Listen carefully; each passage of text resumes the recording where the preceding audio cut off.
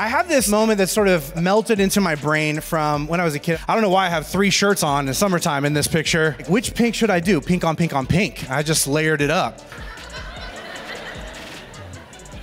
I had made some new friends and I went over to their house and we were going to build this fort in the backyard. His mom was like, hey, I'm gonna trust you guys to be here. I'm gonna go to the grocery store. She left.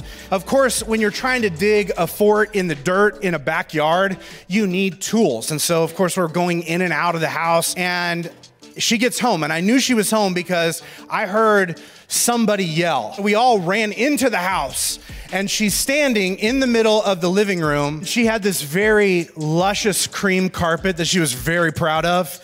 And she's pointing down at these muddy tracks that are just all up and down this carpet. Who did this? She had a demon voice, I swear. And before we could even answer, she points at her youngest kid and she was like, it was you, wasn't it? And he's like, ah, no. And then I looked down and realized my shoes are caked in mud. And so obviously he's taking the blame for something that I did, and I did what anyone would do. I was like, I gotta go to the bathroom. And I just sort of slinked away. And I get in there and I shut the door and I lock it and I pop my shoes off. I'm trying to like wash them off and it's not working. I gotta get rid of the evidence. And so I pop the window, push the screen out, I throw my shoes out the window and I see that on the edge of the tub, there are these pink flip-flops. And so I take my socks and I take those off and I bury them in the bottom of the trash. I had to lift up some old Q-tips and put it under there. You guys know how to cover stuff up. And then I put on the pink flip-flops and I just walked out like all cash. She's like, let me see everybody's feet. A little bit dirty, a little bit dirty. And then she looks at me and she's like, huh, I feel like I have some flip-flops that are very close to those. And I was like, I gotta go home. And I just left. My mom wasn't gonna pick me up for a couple hours. I just walked out and I just started walking home very quickly. And I felt a little bit guilty. Now, I grew up in the time where you would get spankings as a kid. Anybody remember those days? I was walking and I heard him be like, no!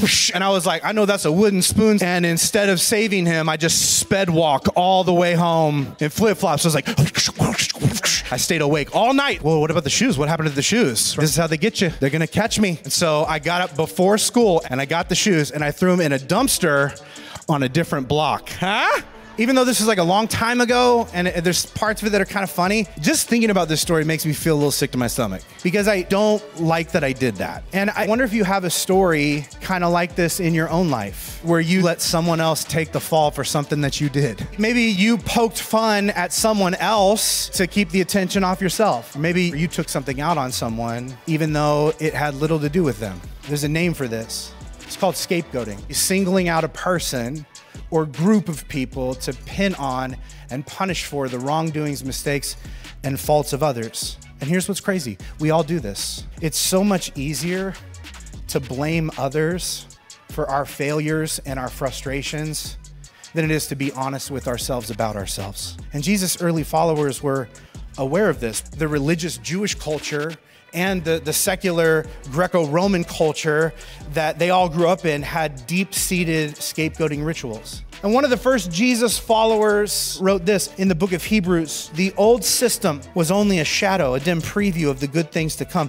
The sacrifices under that system were repeated again and again, year after year, but they were never able to provide perfect cleansing for those who came to worship. God's will was for us to be made holy by the sacrifice of the body of Jesus Christ once and for all time.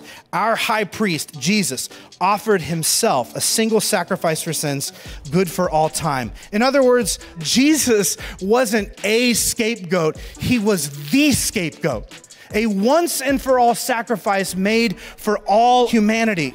He took upon himself the sins of all people. And unlike every other scapegoat that had existed, this wasn't forced upon him. He chose it. The gospel message is that you don't need to shame yourself or anybody else anymore because Jesus took all the blame for all of us. But until we understand our spiritual need for a supernatural scapegoat, we'll keep picking and punishing natural ones.